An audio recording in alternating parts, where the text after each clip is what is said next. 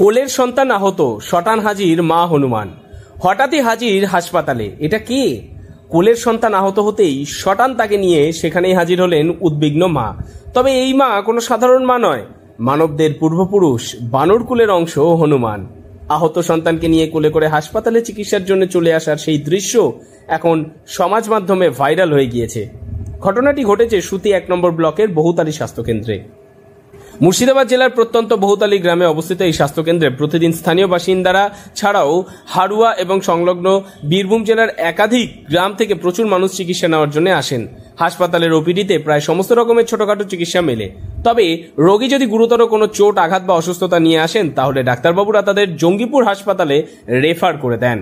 জানা গিয়েছে 2টি পূর্ণবয়স্ক এবং একটি অল্পবয়স্ক হনুমান বসে রয়েছে। ওই দলের মা হনুমানের কোলে একটি অসুস্থ বাচ্চা ছিল।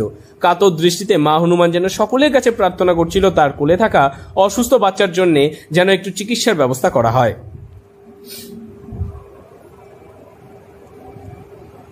হাসপাতালে আসা অন্যান্য রোগীরা জানিয়েছেন, সরকারি হাসপাতালে চিকিৎসা করাতে গেলে আমাদের সকলকেই টাকা দিয়ে টিকিট কাটতে হয়। আমরা দেখলাম হনুমানের দল হাসপাতালের প্রধান ফটক পার করে ভেতরে না ঢুকে দরজার সামনেই বসেছিল। ওই দলের মা হনুমানের কোলে থাকা বাচ্চার শরীরে কিছুর আঘাত ছিল। সম্ভবত হনুমানের বাচ্চাটি গাছ বা অন্য কিছুর সঙ্গে ধাক্কা লেগে কিছুটা আহত হয়েছিল এবং তার শরীর দিয়ে অল্প রক্ত ঝরছিল।